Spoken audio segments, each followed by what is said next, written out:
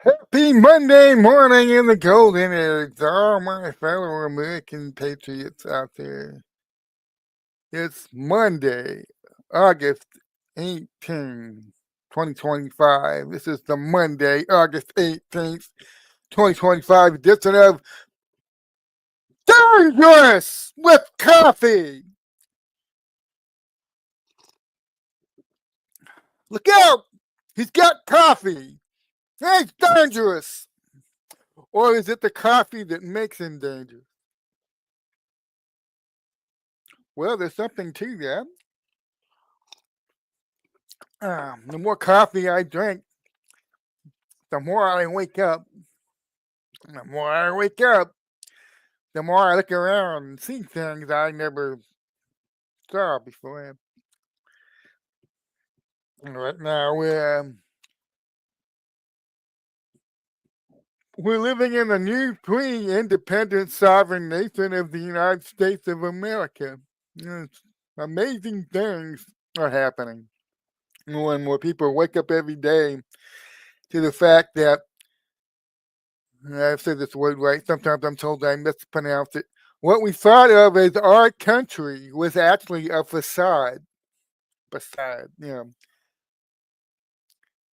And we were tricked. We are raised up to believe our country has always been free, sovereign, and independent. What's this bullshit Donald Trump saying at his inauguration? From now on, the United States of America will be a free, independent, sovereign nation. We were always a free, independent, sovereign nation. My God, man, there are 400 million guns in this country. What the hell are you talking about? What the hell are you talking about? This wasn't a free, independent, sovereign nation. Well, my good friend Thomas Richter used to say, ah, I got those 200, 400 million guns or whatever it is. How much good they do you during the COVID pandemic? Yeah, ballpark figure. There are other ways to control you. With your brainwash, it doesn't matter. You just got a couple rifles in the closet and you only a couple of handguns. You're brainwashed and you don't know any better, and you're participating in a system that's literally enslaving you. What good did your guns do?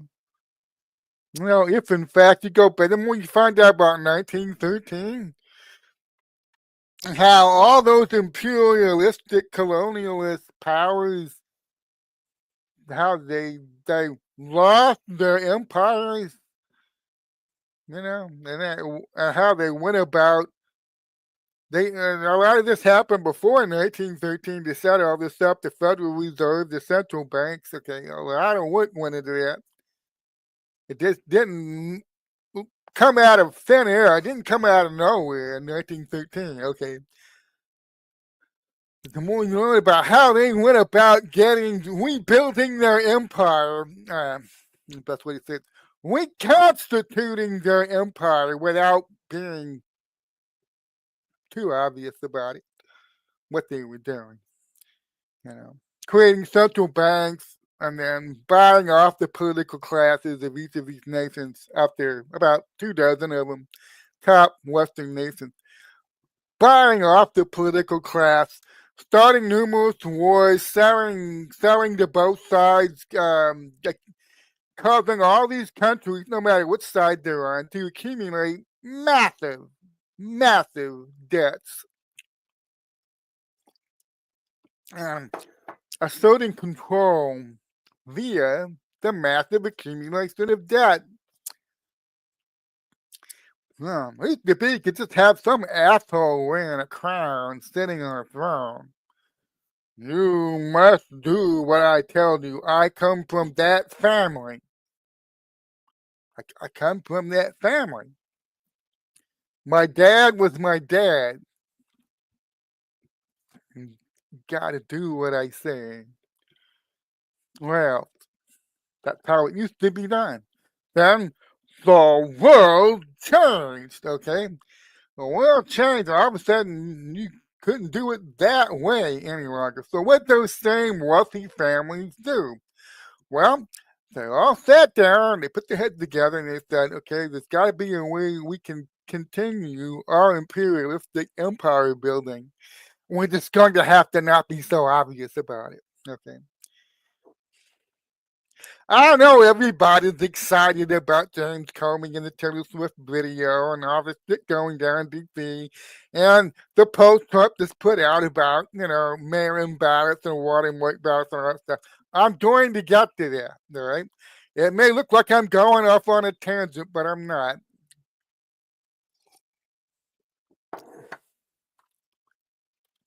Brilliant minds need time to wait. I realize how facetious that sounds. So they had to move from the old king center. We're the nobility, we're the royal family. You peasants have to do what we say. Okay, they had to move off of that onto something else. Okay, well, we'll make all the banks. We'll own all the money. We'll control both sides, and all these military conflicts will help to start. And we'll help both sides, very helpfully help both sides accumulate massive debt to our central banks. So we don't just buy off the political class to get them enmeshed in these wars. It just takes a military conflict or two, and we've got all these people by the paws. Okay, that's all it takes. And our world's lived under this kind of, I guess you call it dispensation or age or whatever. They really kick-started it on 1913. That's when they engaged in a lot of the activity that they've been carefully setting up for about 60 years. 1913, the year that they managed, it was go time. All their careful preparation paid off. All their careful assassinations and things like that were in position, and they did it. And they instituted, the Federal Reserve and their income tax, scaled back the tariffs. So they've got control back, and it's been amazing watching the last 6 months. As every single one of these institutions, they've used their money to build to control America, and more importantly, to control the minds of America, the minds of the American public. Remember, people who own 400 million guns, all right? You can have all the guns you want. It doesn't change anything if you're brainwashed and programmed go along with the bullshit. You can own all the AR-15s you want.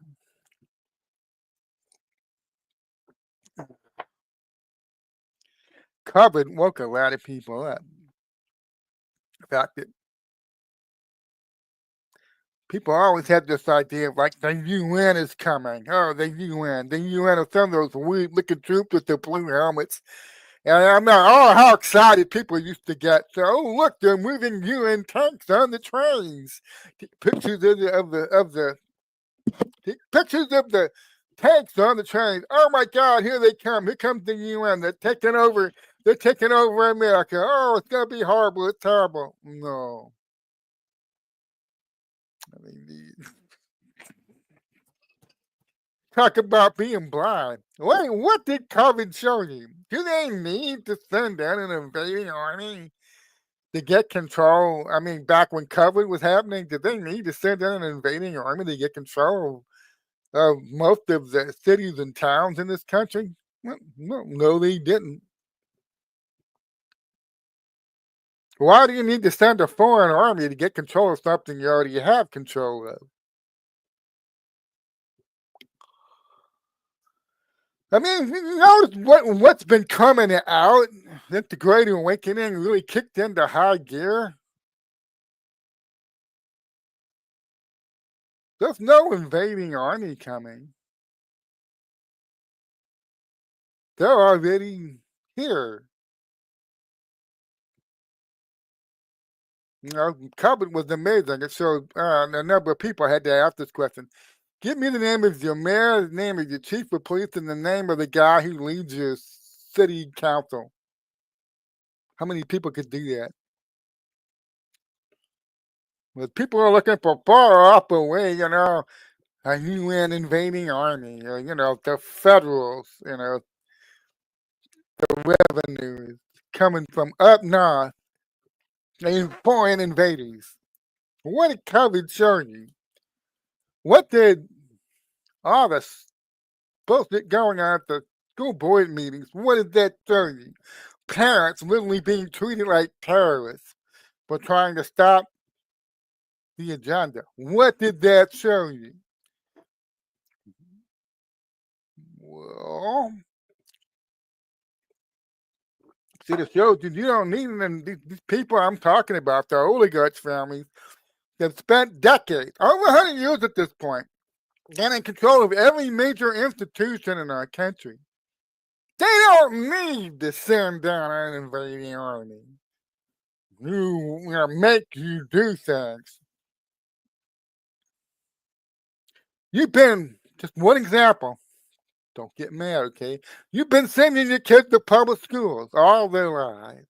You went to public school yourself, most of you, all your life. Right? But what happened when parents started waking up and realizing what was being jammed down their kids' throats? What happened when parents started showing up at school board meetings and questioning the agenda that these vote cards have for the kids? What happened? What were you shown?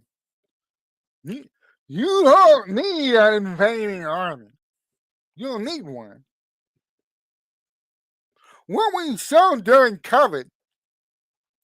Did they send down a foreign army of blue helmeted assholes to make you stay in your house? What did they do? I mean, was it the federal revenue was coming in there, the FBI agents flashing their badge, you get back in that house? Is that how it went down? No? How'd it go down? Well, I'll tell you how it went down. Certain very crafty people spent decades buying off all the local, not with, yeah, a lot of it happens in Washington, D.C. Yeah, they buy off a lot of people in Washington, D.C. But listen, these people have been buying off all the major institutions in the country. Medical, educational, public services, they bought them all off. They have the money to do that. And just the education space, just in education. Not from, the big highfalutin universities out there. I'm talking about down to the county level in many of our states. Money has changed hands. People have been elected based on certain promises and expectations. And what happens when parents started getting in the way? What happened? People who've been bought off had to defend themselves, had to defend their agenda. How'd they go about defending it? Well, they stick the police on the parents. That had the parents removed from school board meetings. You don't need an invading army, brother. We've got a country where there are millions of people participating in the subjugation of our own country. They've been either deliberately paid off or they're brainwashed into participating in the subjugation of our own country by a foreign entity. They're part of an evil, corrupt system. And it ain't just in Washington, D.C. It's all the way throughout this country down to the big counties. One of the counties where I've studied the corruption intensely is Maricopa County in Arizona. You talk about corruption at the county level. Yeah, from outside. People are bought off. There's money that goes in there. These big counties. It's not just Washington, D.C., don't ever think this is just Washington, D.C. But what we're fighting is based on getting millions of our fellow Americans to participate in a system that literally subjugates the entire country to a hostile foreign entity's agenda. And millions of people participating in this don't even understand that. I'm just doing my job. I do what I'm told. I do what I'm paid to do. They don't think about anything beyond that. The same old compartmentalization. Only the people at the top 2 or 3 levels really understand what the agenda is. If you understand that this is how they gain control of the United States, that's why Donald Trump is saying we were not really a free, sovereign, and independent nation until this freaking year. You have to understand, how did they put us in a position where they had the kind of control I'm talking about? It wasn't obvious. A lot of people deny it. You start talking about the Fed in 1913, they go, oh, God, it's another tinfoil hat conspiracy theorist. Here we go. You're not one of them Q-tards, are you? But look, man, they didn't do this, obviously, but they held our country by the balls. They had control of every major institution.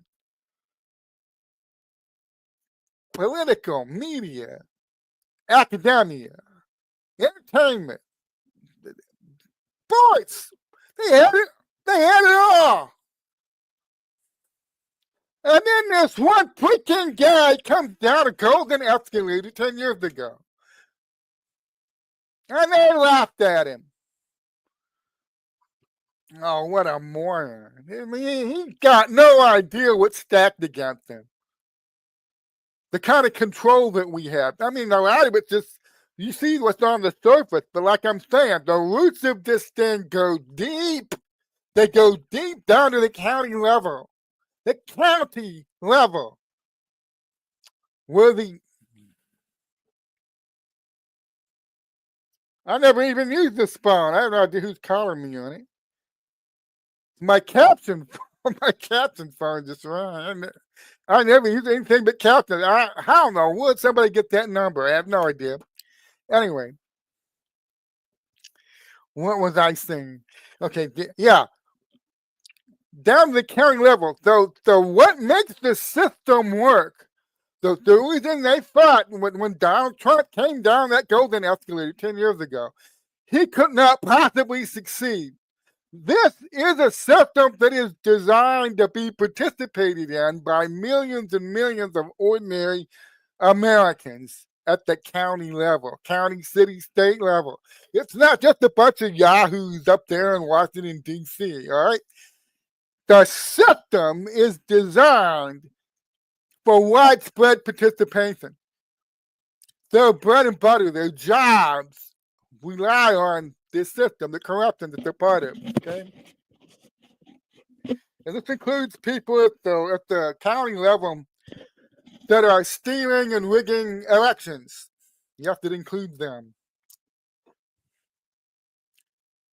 Or they suspect there's something really fucking going on with the elections, but they're not paid to do anything about that, so they don't give a shit. So, I mean, you see where I'm going, right? You have a massive corruption system put in place over the last 100+ years by a foreign entity that spent a lot of money on this, okay? Setting up the machines, setting up the elections, picking the politicians that are going to win those rigged elections, not just in Washington, D.C., though. You have to have the control of the whole ball of wax. You can't get your right hand-picked people to Washington, D.C. unless you control elections in certain big counties in this country. You control state and local county elections. You have to have control at the local level to get control, to get all those people up there to D.C. You understand, all right? You've got to have widespread, deep control. The roots must go deep. And this is what they've been building for over 100 years here in America. A system where millions of ordinary Americans have been participating in it. And they don't question things. The program, not the question. When politics comes into it, I'm a good Democrat, I'm an American and a Democrat, and they think this way. Well, they're brainwashed, and they see funky things going on, but they kind of go, well, this is the Republicans, so nobody's perfect. But the last 6 months, so many things have come to a head. So many people are waking up, even though a lot of people were still asleep. They're waking up and realizing how bad it really is. And Trump takes that step today with the elections and says he's got an executive order coming. That's targeting two main things: mail-in ballots and the election machines. He said in that post today, you cannot have safe, free, fair elections if you're relying on these damn machines or all these mail-in ballots. You cannot have an honest election. This is how they've been rigging all the elections for a long time now. And one of the things I learned, one of the things I was supposed to see that I learned from the stolen 2020, 2020 was a bad year for me, man. It was a year of constant discovery of how bad things are. With COVID and the economic shutdown and the summer riots, and then they steal the election that November.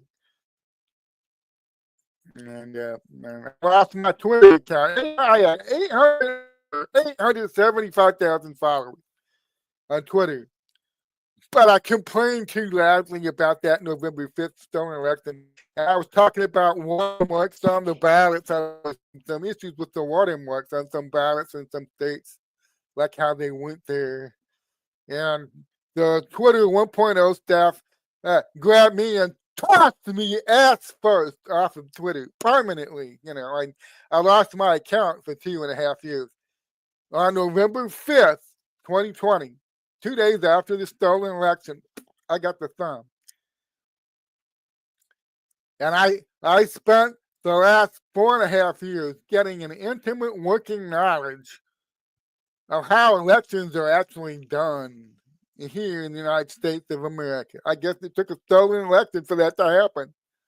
I had to dig in deep into counties like Fulton County in Georgia, Delaware County in Pennsylvania, Maricopa County in Arizona, and that county in Nevada. I can never remember. Nevada, yeah, and all of these counties, what they've been doing, how they go about rigging these elections. And I discovered that many of these counties aren't even running their own elections. They can't even make these damn machines do anything. They're bringing in contractors, outside contractors, from the election machine companies to run their elections for them, like they do in Maricopa.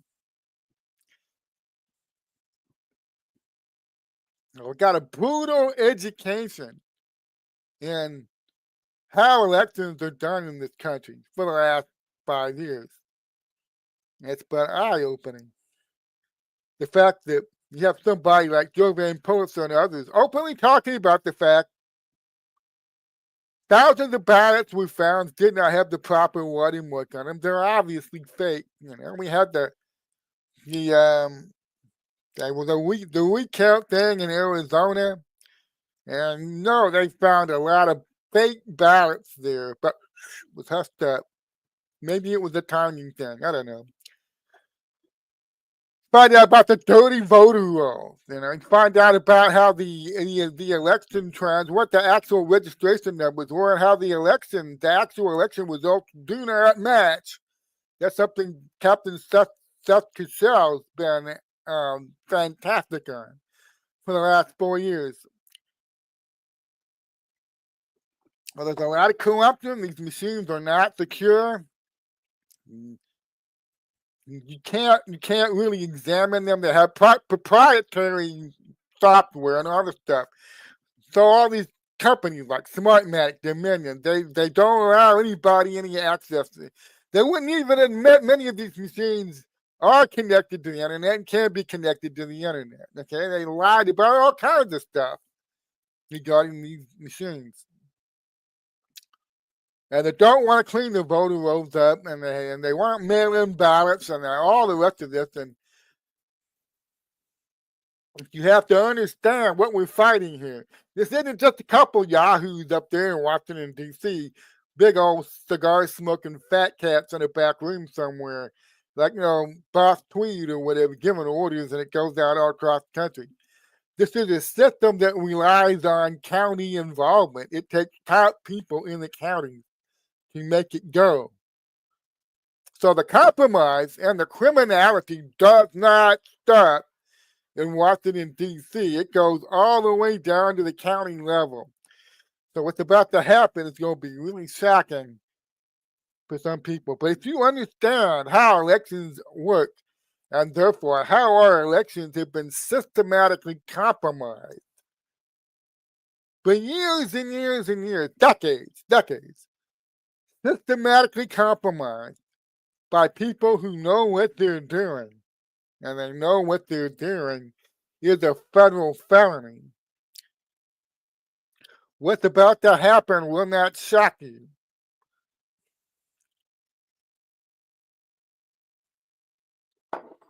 You can't do this piecemeal. Clean up one county over here, but the 3 or 4 counties over there get dirtier. Can't do this. Half measures will not avail you anything. And you can't do this based off of one election. They're claiming, well, we only did this for that one time. We only did it that one time. You can't put me in prison for 100 years for that one time. Okay. Yeah, what if we can prove you did this in 2014, 2016, 2018, 2020, 2022, and 2024? What if the possibility you could claim your fraud, your deliberate fraud, you're being part of a deliberate election fraud system, a massive organized conspiracy involving people in hundreds of U.S. counties? What if we can demonstrate as part of a massive national RICO conspiracy? You not only knew exactly what you were doing, you did it 5 or 6 times. That if we can demonstrate that. Well, it's going to be pretty hard to mount a defense against, I would reckon. The first thing people have been saying for the last 6 months when Trump does any of these radical things, yeah, I'm going to shut down the Department of Education. Yeah, I'm gonna abolish the IRS. And yeah, I'm gonna send the Doge team into the Treasury and reveal how they've been looting hundreds of billions of dollars every year and handing it to these NGOs out there who do God knows what with all those hundreds of billions of dollars, because nobody tracks any of this. Now, whenever he does something like, oh, I'm going to reveal there's something like, a couple million fake Social Security numbers at the Social Security Administration. Every time he does something like this, there's always that one Yahoo in the back of the room puts his hand up. Why didn't he do this 8 years ago? Was he just a pussy? Is Trump a pussy? Why didn't he federalize Washington, D.C. back in 2017? Well, he sure as hell should have done it in 2020 after they stole the election from it. He should have federalized Washington, D.C. and brought in a national guard. He should have said, screw you, I'm not leaving. I won that election. But he's a pussy. Why is Trump such a pussy? Why didn't he do this years ago? I was going to run into that guy.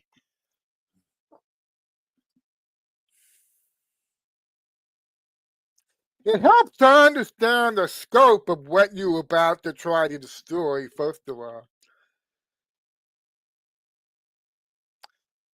And you not only got to have an ironclad uh, case against these people, you've got to have public support to the point that when you're going to root this system out, you're going to grab it. It's going to surprise a lot of people.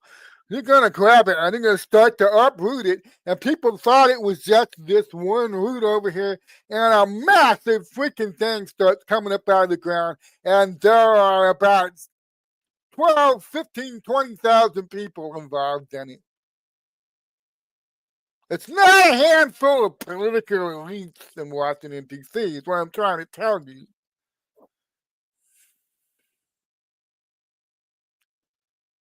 The roots of the corruption go deep, and unless this is managed carefully, uprooting this corrupt system and destroying it was always going to be very traumatic, no matter how it was done.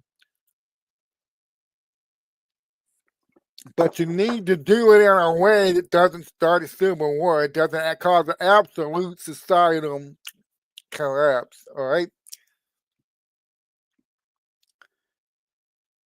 Just in Maricopa County alone, just on the election shit they've been doing, you could have wrapped a couple hundred people right there. Just in Maricopa County. 200, 300 at the least. State of Arizona, what is it? 10,000? 15,000? Just in the election sphere, just in the election space. The corruption there in that one state.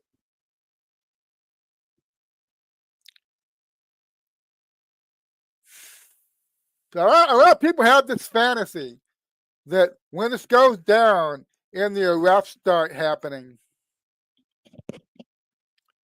it'll be a couple hundred people in Washington, D.C. That was never going to be the case.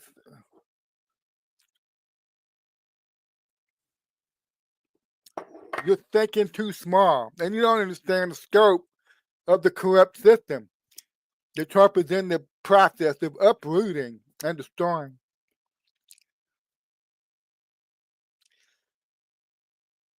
And a lot of people do not understand the scope and do not understand the public has to support this.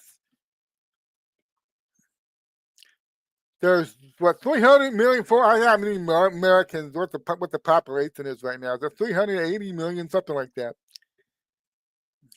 380 million. I think the last figure I remember off the top of my head. Okay, I'm going off the top of my head here. I have no notes, all right? And out of that 380 million, you have maybe 250,000 that need to go. 250,000 or so. But of those, 250,000 that are involved in this massive national corruption at the local level, especially in the elections. You only have, after years of building cases, you might have to settle for about 80,000. Settle for that. Because you can make the cases and you make an example and you send these 80,000 people and send them to trial. I'm sure that'll cut down a lot on the corruption and the elections in this country. As usual, too many people are thinking too small. They think a couple of people in Washington, D.C. slap them in cuffs. Yeah, that's going to happen. That'll be nice. I expect about a third of our Congress to be arrested before this is over. And not just for the criminal leaks and the bribery, the bribes they've been taking, and all the illegal stock trading shit they've been doing. There's other things they've been doing, other things they've been involved in. Selling stuff to our enemies, things like that.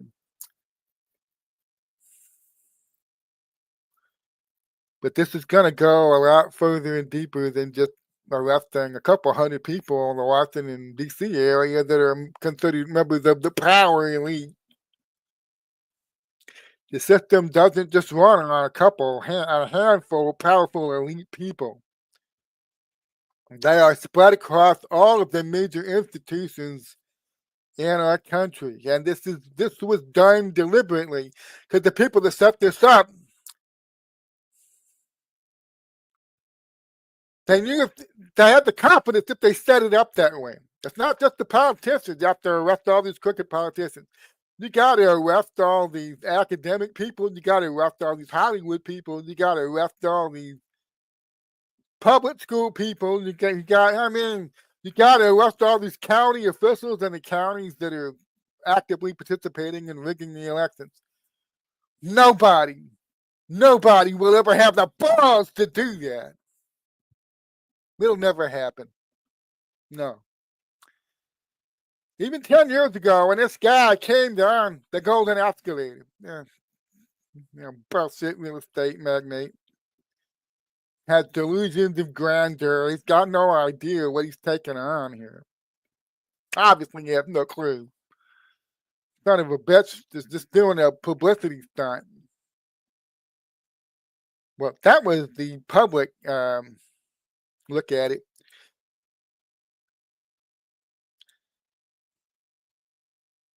The oligarchs, crime families that run this, I call them the globalist cult. A lot of people call it the deep state, the blob, whatever.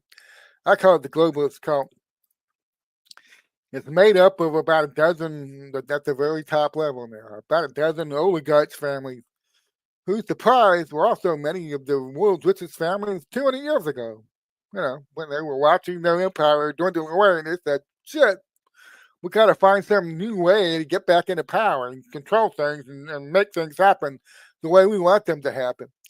Surprise, it's many of the same families.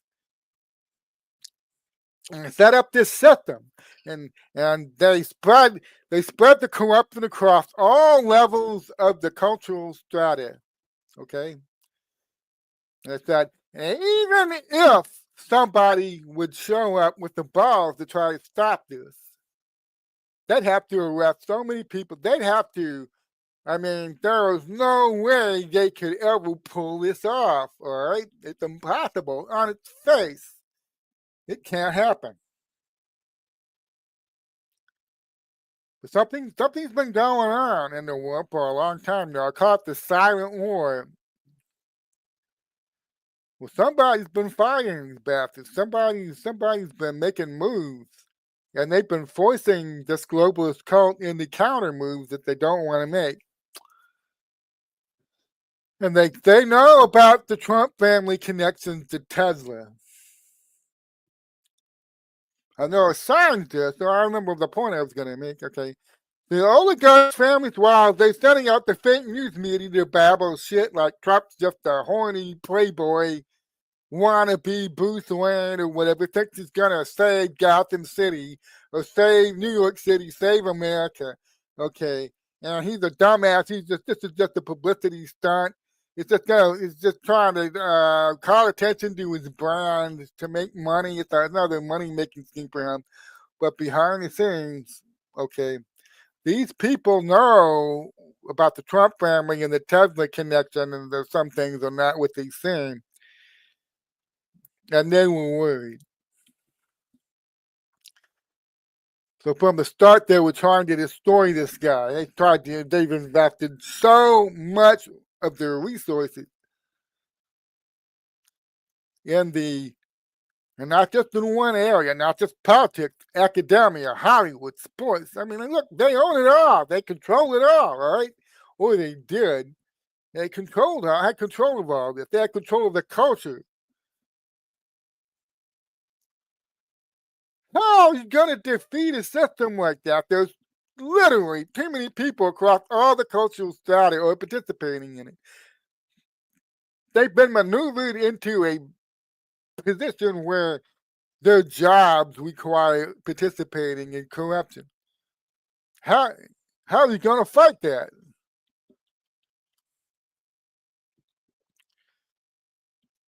So this is why the globalist cult always had this confidence. Nobody will ever be able to take us out. Nobody will ever be able to get rid of it. Because here's what would have to happen for somebody to stop us. Okay, first of all, the first thing will have to happen. Enough influential, wealthy, super wealthy people that are like us, but they actually are patriots of their country. They're not evil, satanic, cult assholes like us. They actually love humanity. Enough of them would have to wake up, first of all, and realize what's going on and decide to fight it. I don't think that'll ever happen. But let's say it did. Enough of these super wealthy good guys woke up and started working against us. Well, they have to wake up enough people in their home countries to mount an effective opposition to a globalist cult and start opposing some things that we want to do. Okay, let's say that happens. Well, we already have control of the world's greatest superpower. We already control it. Every president, from 1913 on, up until that asshole JFK, was our guy, right? And then we got rid of JFK, and we got rid of Nixon, you know. So we've had control of this country, the world's biggest superpower. How are you going to mount any effective opposition if you can't rely on the USA? What, you're gonna get Zimbabwe and maybe New Zealand or for a handful of these other countries to take on the United States, Great Britain, Israel, Spain, Italy? Good luck with that shit. But let's say for the sake of argument, just for the sake of argument now, they realize Donald Trump has some people behind him. There is effective opposition to the global cult in the United States. There is a team of patriots that are behind Donald Trump. They've convinced him to run for president. All right, fine. So Trump's got not just delusions of grandeur. There's actually something going on here, all right?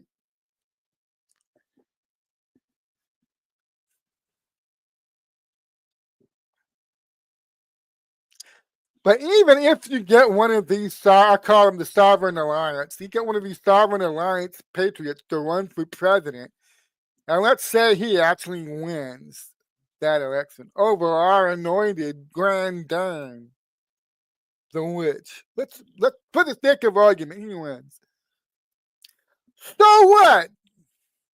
Look at how much control we have of everything. What's that one guy gonna be able to do? He's not effectively fighting. He's not even gonna have control of even 1/4 of the entire federal government. He can't do shit.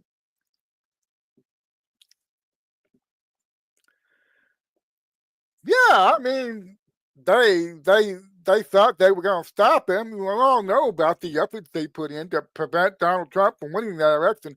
Because despite all the surface shit that was going on behind the scenes, they know about that Tesla connection, and they know that there is effective opposition behind this guy.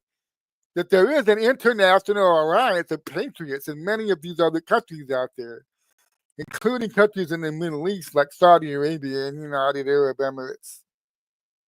There's an international group of nationalist patriots. They want the globalists called out of their damn country. They want their country back. So even Donald Trump comes down and he's got this group of people behind him, Americans and international patriots from Saudi Arabia and England and Israel and places like that. And they're fighting the globalist cult. They want their country back. Okay.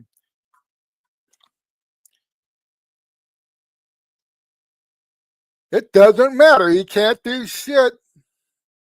He, he, he will never have full control of the federal government. This is what they're telling themselves 2016 to 2020. We'll get rid of him, we'll impeach him. They did all these efforts to limit the damage he was doing to them and their institutions that they had control of, especially the federal government institutions. They managed to hide a lot of shit from him while he was in there. You can't look at the Treasury books. You can't see shit. And Trump had very severe limitations on him in that first term. And we're gonna micromanage this asshole and keep limiting the damage he can do until we can get rid of him. Okay, and that's what they did. They stole the election from him, and they got rid of him. Okay.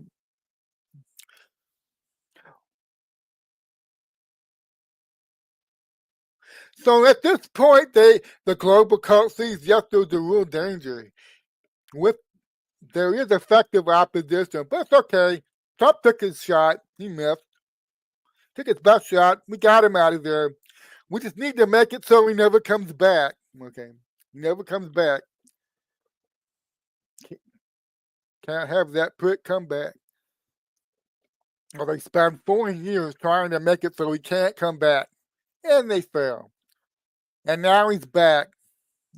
Cut to the chase here, all right? You see where I'm laying a groundwork here. He's back. And what's he done in 8 months, 7 months? Right? What's he done in 7 months?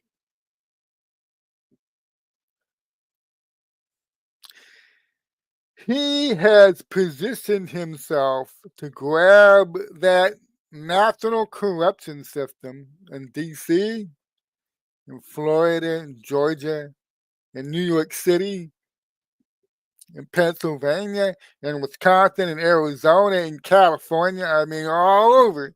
And he's going to start pulling it up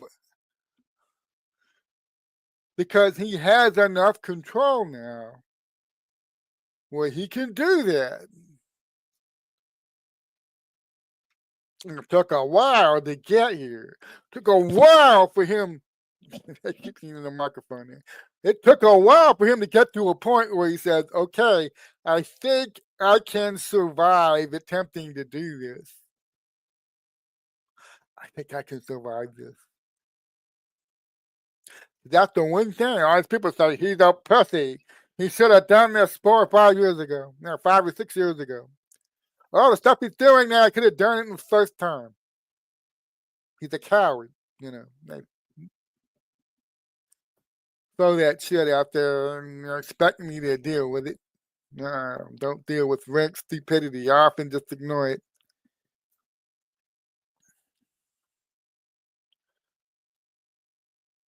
It's not just knowing what you need to do. Yeah, we're taking on a global cult deeply entrenched in all of our cultural institutions down to the freaking county level. We're talking about 200,000 people maybe out of 380 million. I got to grab that and root it up. Okay.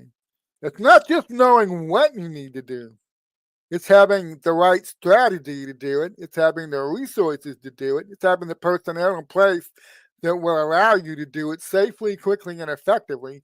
And most of all, it's having the freaking public support so the masses of those 380 million people do not freak the hell out when you start uprooting this damn thing and people begin to see the sheer freaking size of it.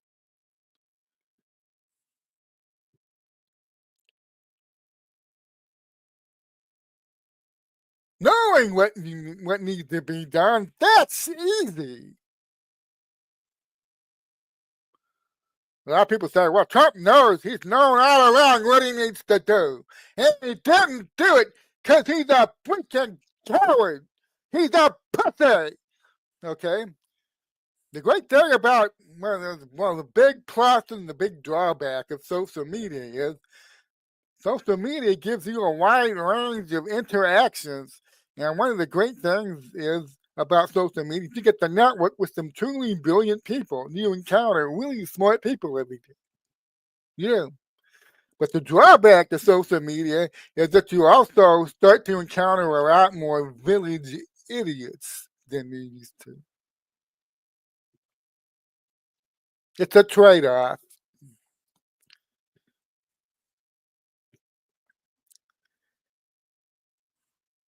You can know what you need to do. You can even have a plan for doing what you need to do. And you can have some of the resources, yeah, and you can have some of the personnel and position.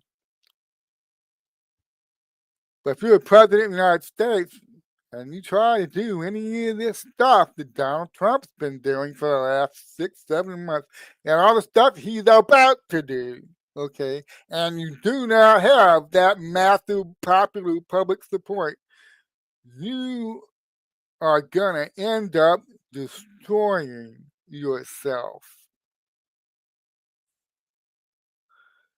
So this is what the village idiots don't understand.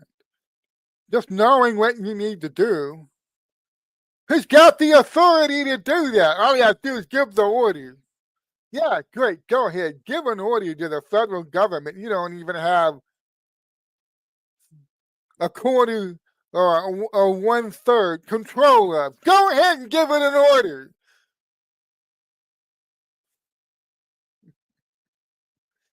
He's got the authority, all right? Sure he does. Over what, about 1/3 at best of the federal government from 2017 to 2020? Just having the authority to give an order and know what needs to be done, that's easy. It's doing it, and if you do it, you better have the public support, you better have the right people in place, you better have all your ducks in a row, or if you go early, you will not survive this. And one reason I've been talking for going on 7, 8 years now, trying to impress on people the scope of this, you're still thinking too small. Wow, you are really thinking too small. Let me give you an example. A lot of people think, oh, Spygate, that's just about Hillary Clinton and her people inventing a couple of hoaxes and giving them to the media, and somehow they wound up in federal surveillance warrants. And it traces back to the Clinton Servergate and how she was using her Secretary of State office, to funnel bribes to her foundation, the Clinton Foundation. So this ends at pay-for-play bribery for Hillary Clinton. There's no reason you can't move in there and arrest all these people long ago. Then this is just about some hoaxes and fake federal warrants based on fake evidence, and pay-for-play bribery of the usual stripe, using a personal foundation. Go, I mean, talking like what, 200, 300 people? Go, arrest them, get it done. And what do I tell people? What happens when you start really investigating this? What do you end up discovering? How far does that thread actually go? Spygate leads you to Russiagate. Russiagate leads you to Hillary Servergate. Hillary Servergate leads you to DNC Hackgate. DNC Hackgate leads you to,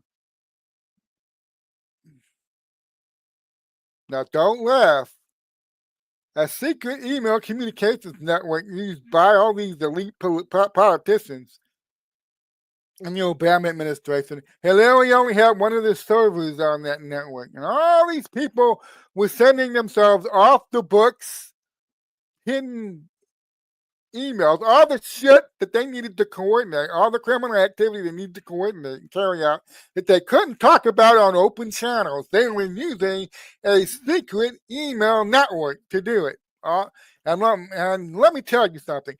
This went way beyond Hillary Clinton arranging some fucking bribery for herself from Qatar or whatever. All right, no. You don't understand the scope of this. Because when these investigators start digging, and Spygate leads to Russiagate, leads to Servergate, leads to Hackgate, leads to Emailgate,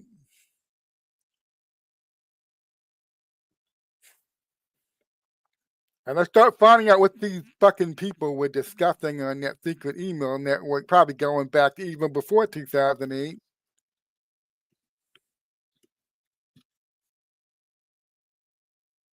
Hatygate. Let's talk about human trafficking. Assassination Gate. Let's talk about assassinations.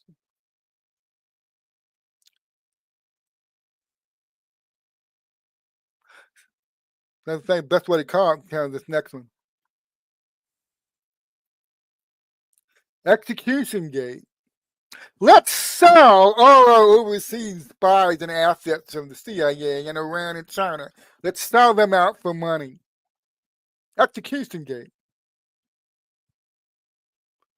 ISIS Gate. Let's create. Yeah, Al Qaeda is a little too degraded now. We can't really get enough bang for our buck off of supporting Al Qaeda anymore. So we can ship more military resources and make money containing the threat in the region. We need a new threat. Let's make a new terrorist group. ISIL into ISIS. It'll do.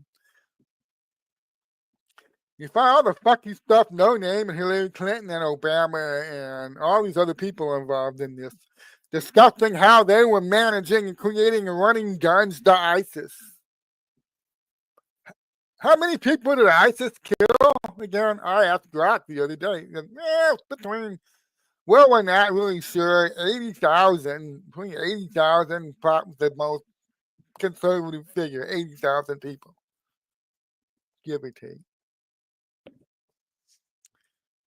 We need a new threat. And then we need to show, oh my God, we can't contain the threat with our current level of resources in the region. We're going to need more. These guys just gallivant around the Middle East and Iraq and Syria in these cars and trucks. And we can't stop them. And they not only seize territory, they hold it. We need more resources. We are struggling to contain the threat. Everybody's making bank off of it.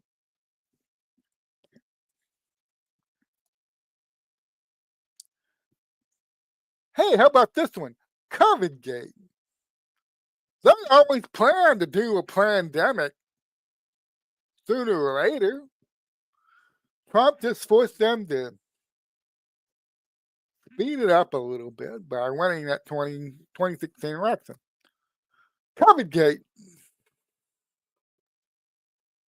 But discussing all the fucking things they're doing in those bio labs right on Russia's doorstep.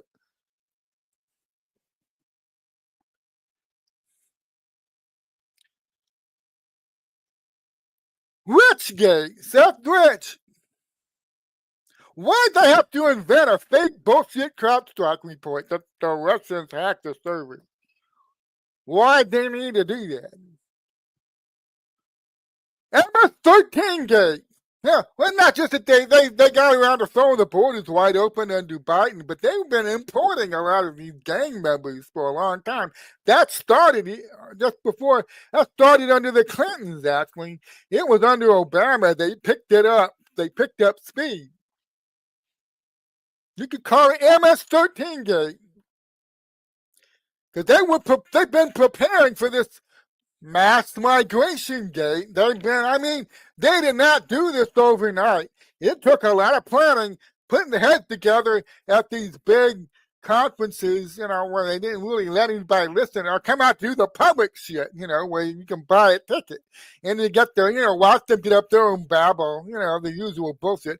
But behind the scenes, in private, they're putting their head together, and we'll create these NGOs, and then we'll loot the U.S. Treasury, and we'll send out hundreds of billions of dollars to these NGOs and set up and get ready for the mass migration of our new slave class into the United States. You don't do that overnight, and you can't use open channels for this. Thanks, Eric.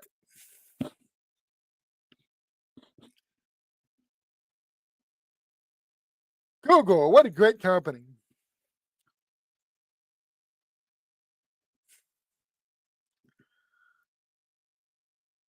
Vaccine Gate. You want to bet they've been talking for years off the books, private comms about the vaccine, what the real. Now I'm talking about the fake shit they told the public to get the public keep taking the shots. I'm talking about their real vaccine agenda. You think they don't discuss that when they're on a secret network and they think their people are the only ones that are seeing any of this and they left their hair down and they start talking about what they're really trying to do.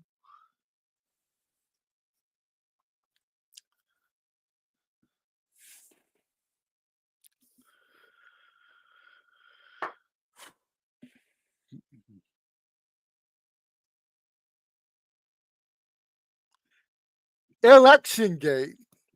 Do you realize how much coordination it takes to rig elections, not just for the federal level, but you have to rig a bunch of state and county level elections too? Do you realize how much coordination is involved in that? And you can't officially use official channels for it either. So how are they talking to each other? How is this massive nationwide network of election riggers, how do they communicate with one another?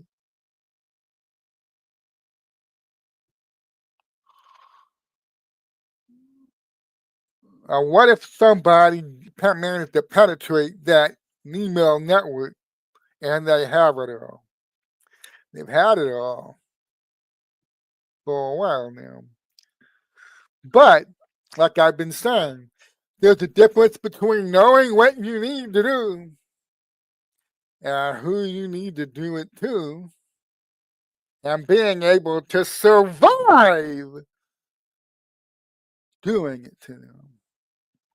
Couldn't hide. That's the trick. It's not just knowing what needs to be done and who it needs to be done to.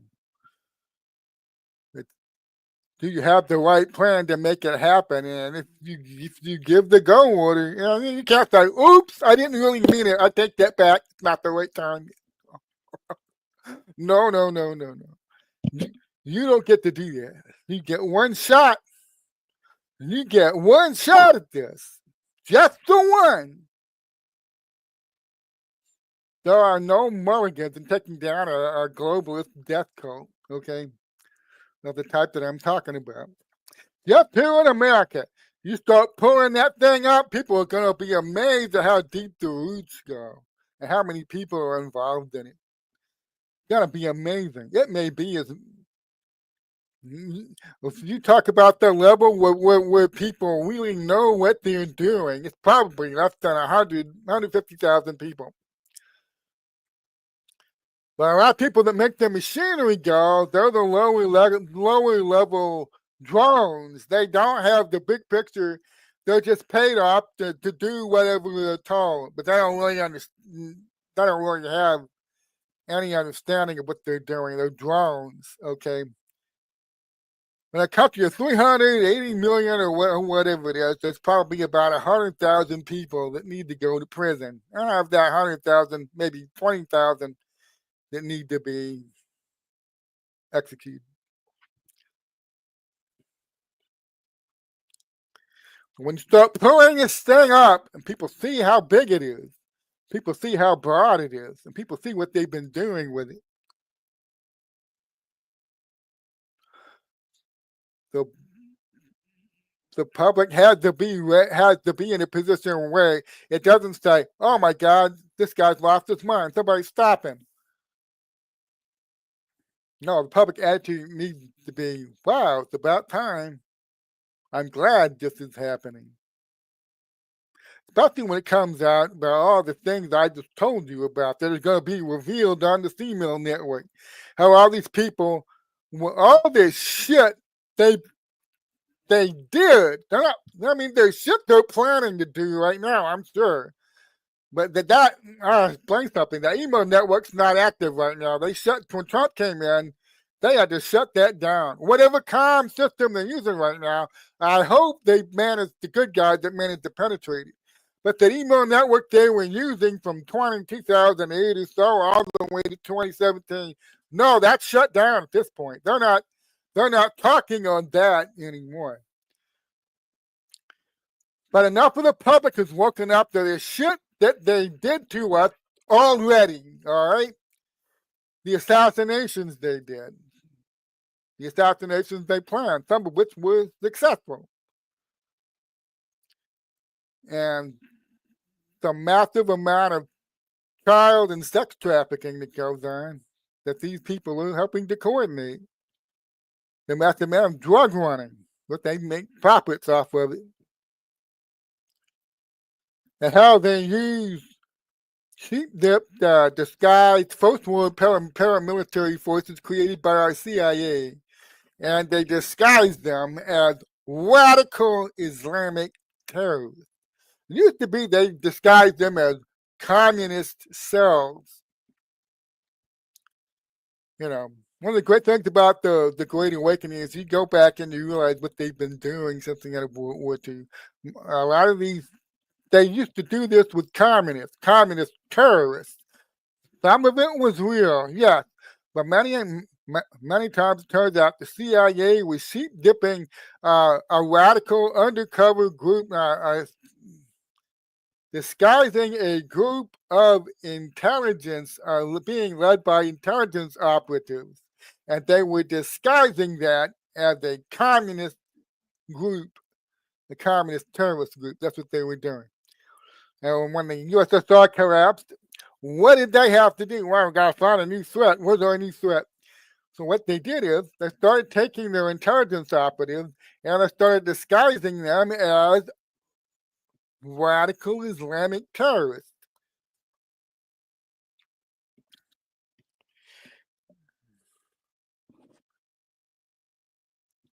And then to sell the radical Islamic terrorist stuff, they send the FBI out there to find a bunch of young Muslim guys in places like Michigan and guide them into a terror plot and move in and arrest them off. Say, see how bad this is? See what these guys were planning? And then around the time Trump shows up and starts making inroads, the FBI and all these other deep state cult people that are controlling all of this, creating justifications now for so they can go in and fix the problem.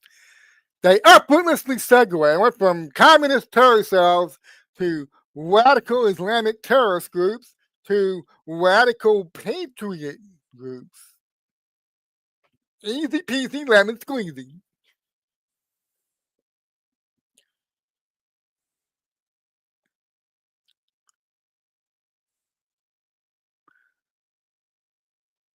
Create the people that start the fire, create the groups, disguise them, get them out there, start the fire, make your money, go and put in the fire out, except you never really put it all the way out. Only put it part of the way out. So what a good job we've done. Yeah, we got the fire halfway out. Give us another $80 billion. Enough people have woken up to how this scam works.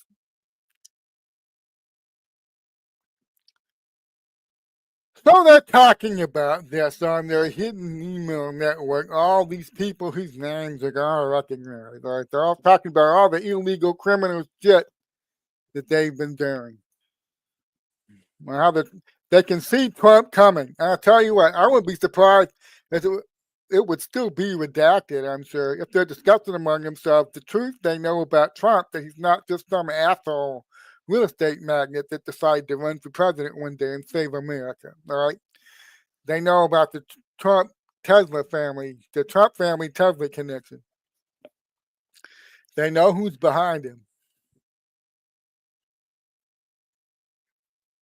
So there's a public thing. There's public things they say about Trump, and there's private things they say about Trump.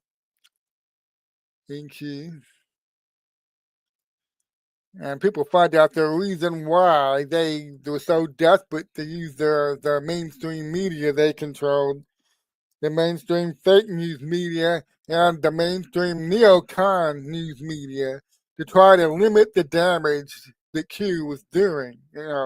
Q played a massive role in the Great Awakening. Don't try to deny it. It did. It still does.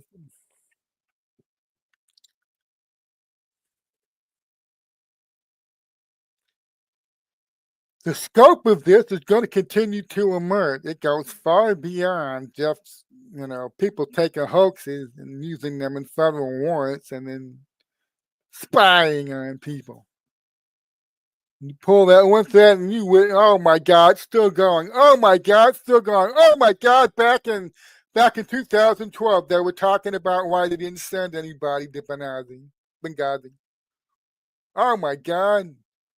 They were talking about why, the assholes believe I'm really trying to fight ISIS. It's so funny. You find the shit no name was talking about. Running around the Middle East coordinating us. It's not stuff Barack Obama, when he was just a senator, was doing. Running around the Middle East, help setting up these biolabs. Yep. Many of you still have no idea the scope of this thing. How many people are dead now because of what they did? I'm talking about stuff they already did. A lot of what they were planning to do, Trump already stopped it. All right, he already stopped that. And even while he's trying to stop them, yes, their man's going to kill more people. Like I said, they have a broad control of a lot of different things. And you can't shut it all down at once.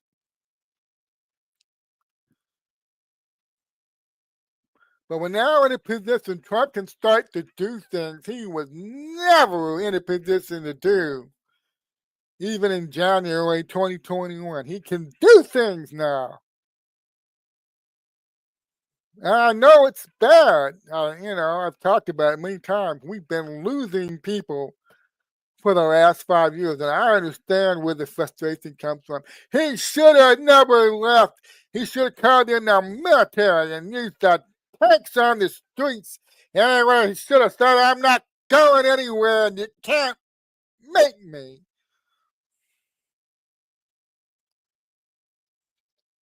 He didn't do that because he wouldn't have survived it. And I understand that because he made the decision not to do that, people died over the last 5 years. It's sad, but it's a war. That's what I'm trying to show you. It's a real war, not a fake war. It's an undeclared war. It's a hidden war. It's a beneath the surface war. But it's a real war. Gotta be careful how you go about this. You want to limit the number of people that die, but they cannot do certain things before the time, or the whole enterprise collapses, and the chances of success are gone. So this is what people constantly screaming. Why didn't he do this years ago? Why is he only doing this now?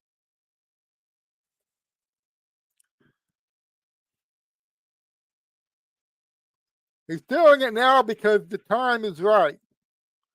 He sees things and he knows things you don't know.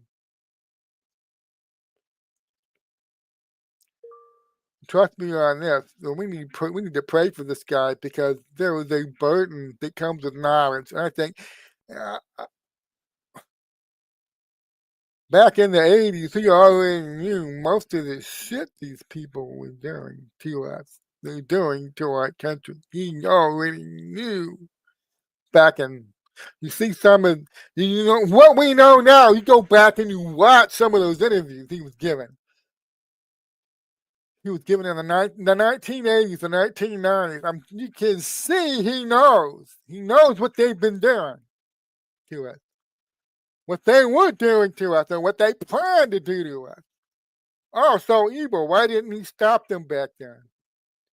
He knew what they were doing in 1991. What, is he a coward or a pussy? Why did he wait till 2015 to run for president? Try to stop them. See, there's an attitude with that. I can play that character all damn day long. There's no intelligence whatsoever involved in playing that character because that character doesn't think. He's just a pussy. He could have done this years ago. A general who intends to win a war, especially a silent one, especially a war of this nature,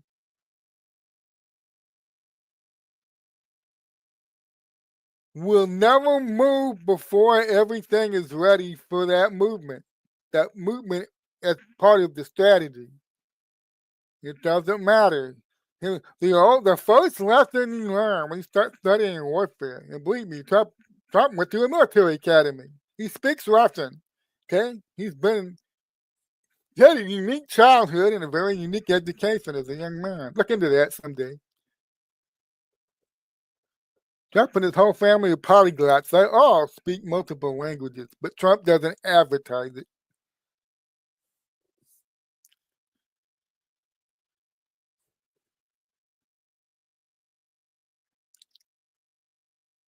I lost my train of thought.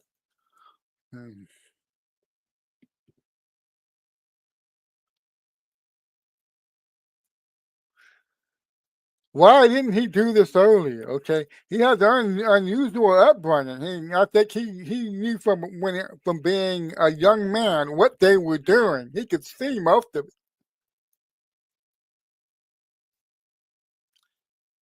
But knowing what other people are doing and being in a position to actually stop them are two different things. Okay, I was talking about Sun Tzu, right? I was talking about Sun Tzu. The general will not move before it's time. It doesn't matter how many of your own resources you're losing. And you're losing a unit over here and unit over there. If you allow that to influence your decision and you make your move now, you're going to lose the battle. Then you're going to lose your whole army. And that invading force gets to kill everybody back home. A lot of people are not psychologically wired to be a successful general in battle in a war. They're not. They're not. They may think they are, but they're not. I'm going to explain something to you. War involves triage. You have this many resources and this many forces at your disposal, and this many spies and so on. And you have an enemy that is fighting for ground. They've held it for 100 years and are deeply entrenched everywhere. And they're trying to infiltrate and get in there and get in a position where you can take them out.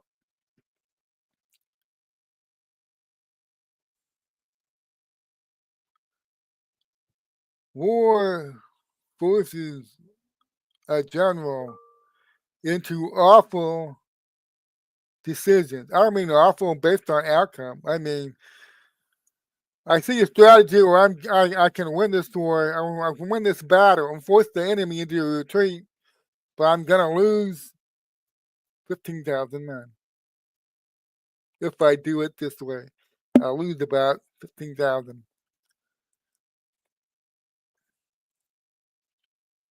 Most people are not wired to make that decision and give the go order and lose 15,000 men. They're going to die in that battle. But you win the battle and you advance and you make progress. Most people can't do that. They're not wired to do that. That's a big picture thing. What if you're a soldier on the battlefield, you're a sergeant, and you're given an order to go take a machine gun now? And based on your experience, Out of the 15 guys in this squad, you're going to lose about 5 or 6 of them.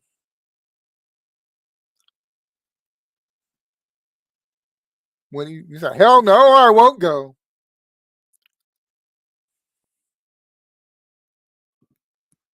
See, a lot of civilians don't understand this. They've never experienced it. They don't think this way.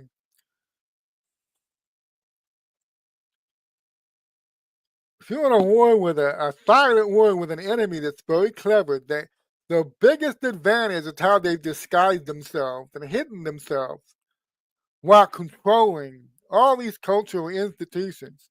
They're very clever, okay? Very clever how they do it.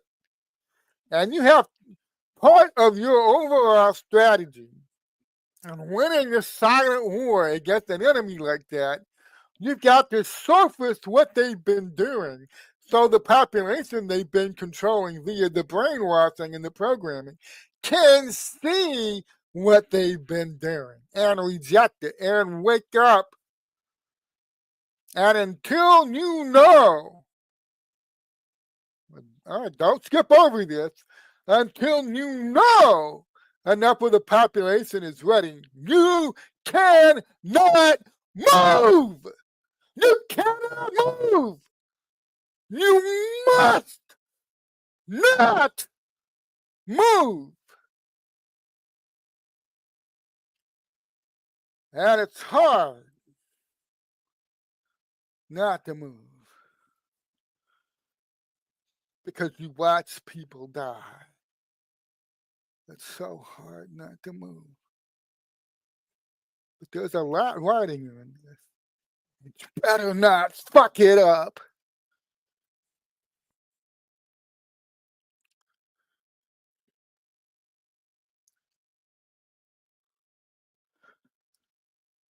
It took a long time to get here. And it took a lot of sacrifices and triage to get here. And it was hard. I can't imagine what it's like to be Donald Trump. The burden of knowledge, knowing all this stuff was going on back in 1980. He can't do anything about it. But then his life takes all of these amazing turns. He gets closer and closer and closer to being able to stop this at last. And what I think was the hardest thing he's had to face in the years he's been involved in this silent war and this fight against this evil death cult that has so much of the world in its iron bank grasp. The most difficult thing is to fight back the urge to go before the time, to move before things are ready. That's got to be the hardest thing.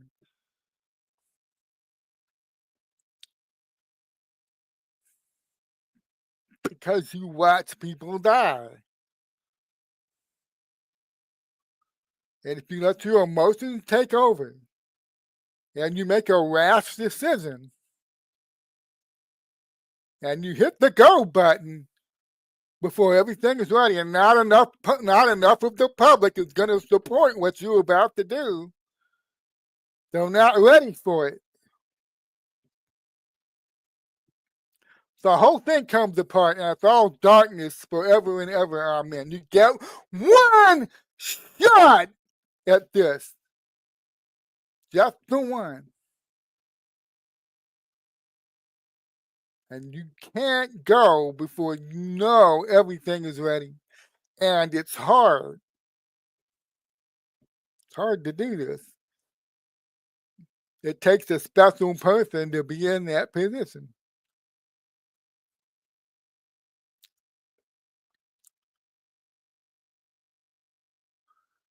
Especially when you have all these people out there. Some of them are honest. They're just frustrated. Go now. Do it now. Now. What the hell are you waiting? Arrest them all now. Arrest Schumer. Arrest Pelosi. Arrest Comey. Arrest Brennan. Arrest Clapper. Arrest them all. Arrest Biden. All of them. Do it now. Hearing that back in 2018, 2019, 2020. On his way out the door in 2021. Can you imagine how hard that was? No, you're a pussy if you don't send in the tanks to stay in the White House. You're a pussy. Can you imagine how hard that was on him? Listening to these thoughtless people without any understanding of what they're talking about. Getting angrier and angrier and angrier at him. And now he's been back in the White House for 7 months, 8 months, going on 8 months. I see around the same people calling him a pussy for not using our military staying power. What have they been screaming at him for the last 7 months? Every damn day. What do they yell at the man? Hurry up already. Hurry up, hurry up. Launch it, launch it, launch it. Do it, do it, do it. No, no, no.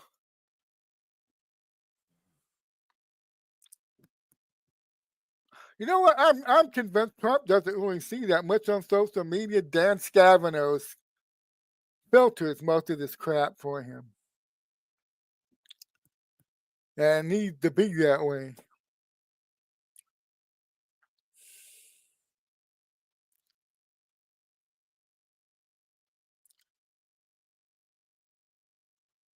This is how I know that the public alpha male swaggering, biggest dick in the room, Trump persona is just an act.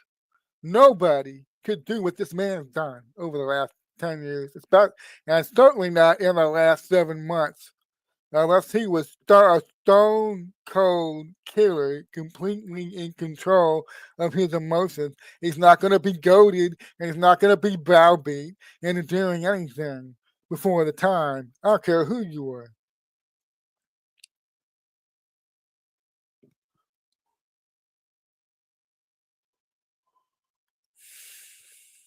Trump knows the stakes. Probably knows the stakes better than any of us. He's not going to be, a social media pressure campaign. Why haven't you fired Pam Bondi yet? Oh my God, Kash Patel continues to be useless. There's a whole contingent of social media. They drape themselves in the MAGA flag. I'm more MAGA than MAGA. Why they yell all damn day.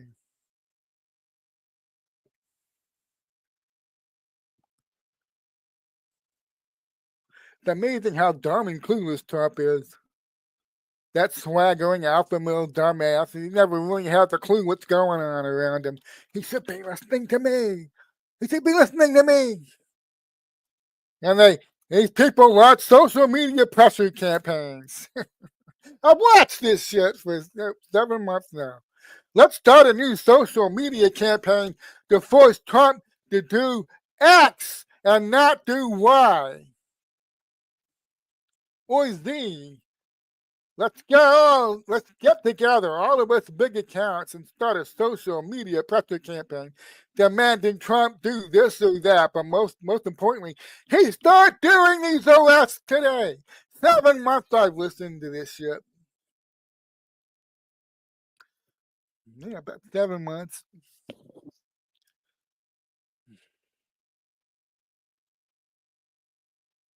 You see, one of the tactics of the enemy, I've been pointing out for a while. I know some of you don't believe me, but our MAGA movement's been infiltrated by a bunch of neocon people. He came out of the neocon media. And they draped themselves in the MAGA flag, and they put on a persona. I'm the most MAGA person you've ever met. No, everybody's second class to me. I'm the most first class MAGA person there is. And they spent years, some of these people, building up their street cred.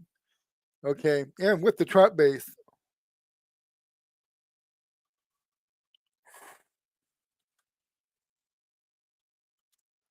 In the last 7 months, they've launched one social media pressure campaign after another to save Donald Trump from himself. Because he's just that much of a clueless, swaggering alpha male dickhead.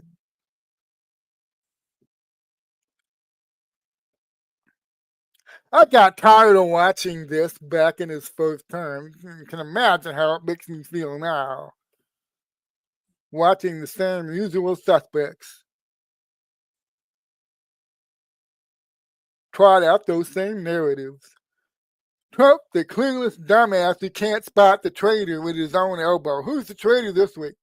Well, last term it was Jared and Ivanka. Jared and Ivanka are betraying the own man. Just stabbing him in the back constantly. He can't see it. He's such a blind dumbass.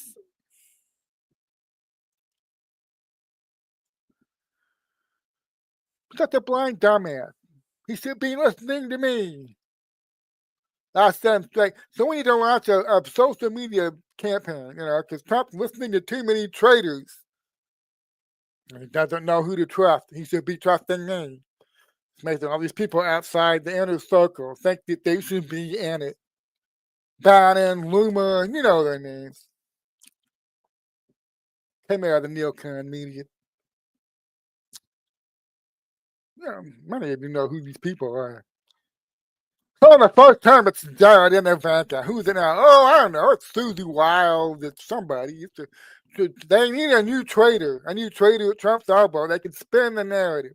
Who's the person that's hiding all this shit that's really going on from Donald Trump because he's not doing what we want him to do when we want him to do it? The general won't move, so we're gonna have to start a fucking social media campaign to light a fire under his ass. And I watch these people do this all day long. Imagine how aggravating that is. There's a general fighting a silent war against a deadly enemy. And like I said, I'm sure he doesn't see much of it. All the Steve Bannons, Laura Loomis, all these very helpful social media accounts with the big followings, screaming for him to do something right now. Fire Bondi, fire him, fire her, do this, do that. Endless waves of noise.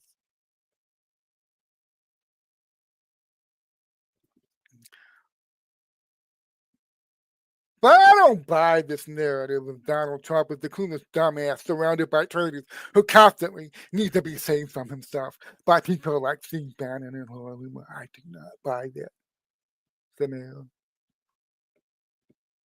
Sorry.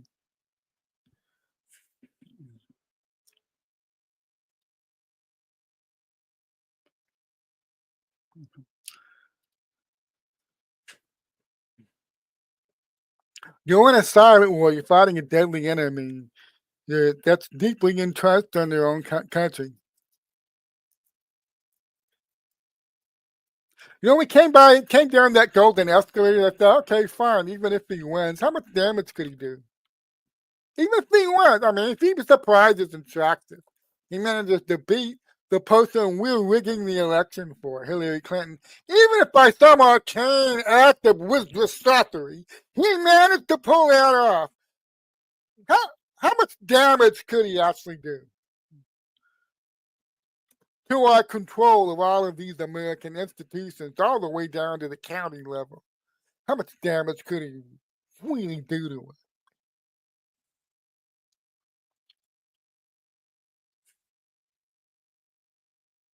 And you look where he is now and what he's doing now. You think this guy is impulsive? You think this guy's listening to fucking Steve Bannon or Laura Loomer?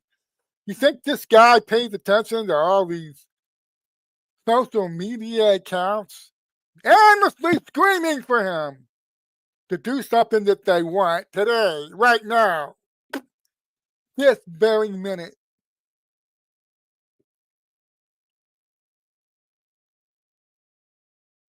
No, I don't think so.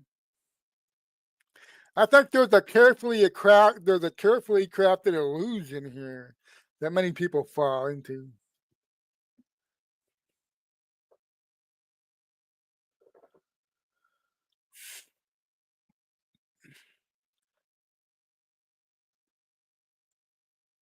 You will not go or browbeat a true general into doing something early. I don't care how many fucking social media influencers you get, you band together and you pay them 6, 7, 8 figures. I don't give a shit. Your influence stops at the White House door. That was the whole point of the fucking Binder episode. Scream loudly all you want outside those doors. Hold those binders up. Scream that you want the arrest right now. Scream that you want the Epstein list. You want the client list right now so you can monetize it and start whoever's on it. You can go chase them and bring justice against them. Sure, band all your social media influenceable people together and start screaming and yelling with one smothering voice for that Epstein client list. Your fucking influence stops at the White House door. That was the whole point of that stunt. And so many people missed it and still don't understand it. I guarantee you, the people who got caught literally holding the binder in those photos, they figured out by this point what Trump and Bondi did to them. Your social media pressure campaigns are useless and worthless. And Trump is laughing his ass off at you when he bothers to notice you at all. And that's the beautiful thing. So as I get ready to sum this up, I'm going to be stopping a little early today. Usually I go till noon. I'm going to try to wrap this up in about 6 minutes.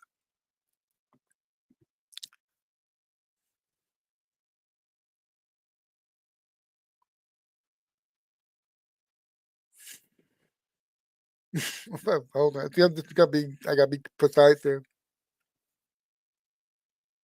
We live in a culture that doesn't value thought. Everybody's supposed to keep babbling. Endless noise, endless noise. The same globalist death cult that Trump's been fighting all his life, preparing to fight all of his life, owns the foreign policy establishment lock, stock, and barrel. You may have noticed over the weekend, Trump went to Alaska to meet Vladimir Putin. And once again, the same thing that's been true of Trump when he makes a major foreign policy move. Same thing that's been true ever since in his first term when he took the oath of office and went off to Saudi Arabia. Every single major event he does, the same. What does the oligarch-owned foreign policy establishment, what do they do? They wear like banshees that everything Trump is doing is the wrong thing. Somebody stop him, stop him, stop him, somebody stop him. Oh my God, this is terrible, this is horrible. Somebody stop him. He's undoing decades worth of foreign policy, of our foreign policy agendas. He's undoing all of it. Somebody needs to get in there and stop this man before he ruins everything. Now the more time goes by, I was making this argument back in 2018. It's a lot easier to make it now. Okay, here's my argument on foreign policy. Trump actually knows what he's doing. He knows what he's doing. Okay, back when Obama and the foreign policy establishment, that you were telling everybody Trump was a dumbass. He didn't go to the right schools. He didn't come from the right kind of family. He didn't surround himself with the Council on Foreign Relations people. He wasn't getting the expert advice that his predecessors did. Okay. I spent years screaming that everything Trump is doing is wrong. Oh my God, don't meet with Kim personally. Don't do that. Don't give that man any face. Treat him like a dog. Order him around. Tell him they're gonna meet. You will never deal with him personally. You are above him. He is beneath you. Tell him he can meet one of your flunkies in Geneva and set the time and date and say this is take it or leave it.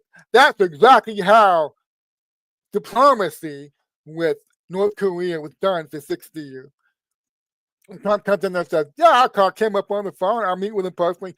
And the whole foreign policy establishment goes, "Oh my God, no, no, stop, don't." A real Willy Wonka moment. No, stop, don't, help, murder, police. Somebody stop this guy. Okay, and every single major foreign policy movie makes, it's the same freaking chorus of losers. I watched John Bolton. I mean, they're still putting John Bolton on my TV. Oh, this is Trump has no idea what he's doing.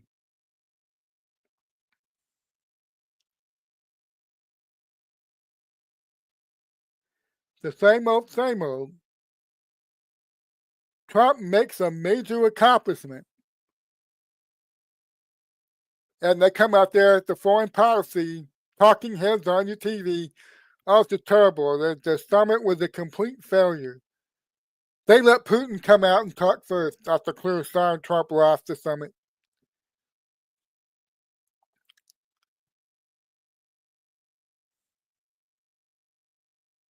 When you understand what the entire foreign policy establishment actually is, what it was created to do, what it was to cover up for, and what it was to promote, when you understand that it is and always has been a key branch of the globalist cult's forever wars machine, when you come to understand that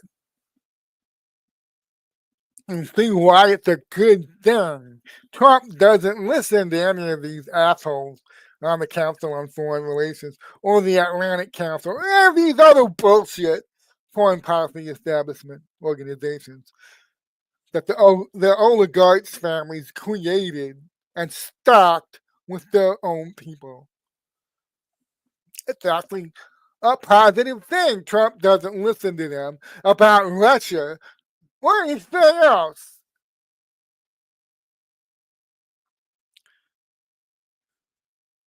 Well, what people are waking up to, what they continue to wake up to, is that all of these institutions that were supposed to be helping the world, surprise, they're actually harming it. And how can that be? How can this be? Because there's a literal death cult behind the curtain. Funding all this, picking who goes where, who wins what election, who runs what country, who runs what organization. It's a death cult. And we thought all these years the people like Henry Kissinger and these Council on Foreign Relations types were trying to promote peace. We're trying to stop the killing. And we're trying to reduce the military conflicts. And that's not what they were doing. We saw all these people in the medical institutions were trying to promote Americans' health and make Americans healthy. Now, we're waking up. Oh, that's not what they were doing. So all these, we've known for decades at this point, other people wanting public education. Yeah, I can go on and on. Yeah. All of these institutions are corrupt. They're corrupted by the same people behind the scenes who are picking who rises in these institutions and who doesn't. So they have the control. And they keep us down, and they act like they're humanity's biggest friend. That's the one of the biggest things to wake up to. All these people in the 60s, 70s, and 80s, and in the 90s and 2000s, Bill Gates, all these people, painting themselves as the most noble and selfless humanitarians. What a sick joke. These people don't love humanity. If you notice that, There's too many people. They sell the overpopulation and climate change bullshit. It's been no big thing, okay?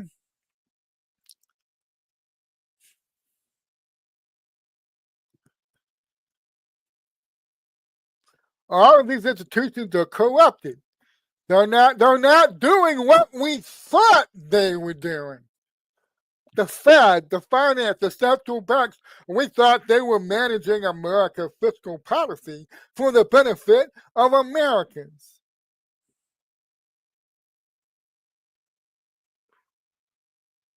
Well, actually, what Donald Trump has been surfacing, he's been doing a lot of this in the last 6 months, is that our monetary policy is being set by a foreign hostile entity with an America last agenda.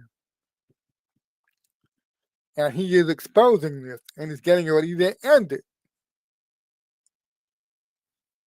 But a big part of the Great Awakening that we're all involved in is discovering all these cultural institutions that we thought were looking out for us, as American citizens. We thought they cared about us.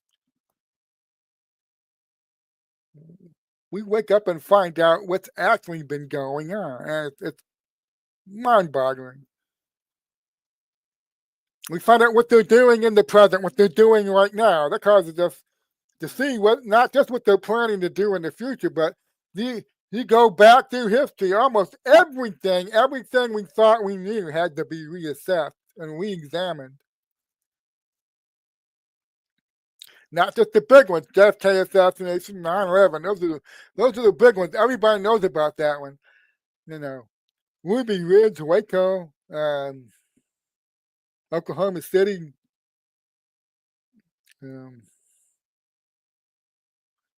Let's think of another example. Yeah, Waco. What were we told about Waco? What we're told about a lot of things, and there's an official narrative that goes out, and the years go by, and anybody that bothers to look can see that official narrative is bullshit. How many times that happened? The official narrative.